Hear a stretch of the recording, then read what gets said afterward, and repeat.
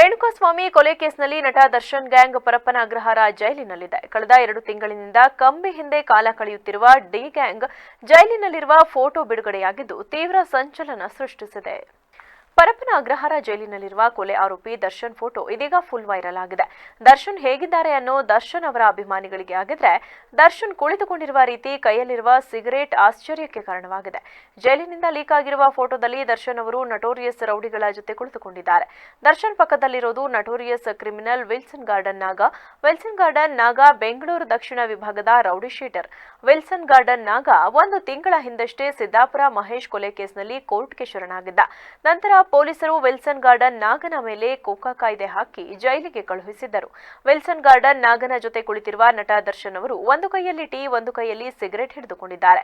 ದರ್ಶನ್ ಪಕ್ಕದಲ್ಲಿ ಕೂತಿರೋ ಇನ್ನೊಬ್ಬ ರೇಣುಕಾಸ್ವಾಮಿ ಕೊಲೆ ಪ್ರಕರಣದ ಆರೋಪಿ ನಾಗರಾಜ್. ಈ ನಾಗರಾಜ್ ಅವರು ದರ್ಶನ್ ಆಪ್ತ.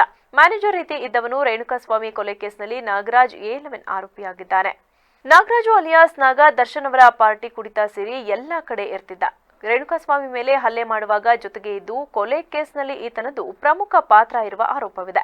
ಇನ್ನು ಫೋಟೋ ಲೀಕ್ ಆಗಿದ್ದು ಹೇಗೆ ಎಂಬ ಪ್ರಶ್ನೆ ಸಾರ್ವಜನಿಕ ವಲಯದಲ್ಲಿ ಭಾರಿ ಚರ್ಚೆಯಾಗುತ್ತಿದ್ದು, ಕೊಲೆ ಪ್ರಕರಣದಲ್ಲಿ A2 ಆಗಿರುವ ದರ್ಶನ್ ಅವರ ಈ ಫೋಟೋ ರಿಲೀಸ್ ಆಗಿದ್ದು ರೋಚಕ ಕತೆ.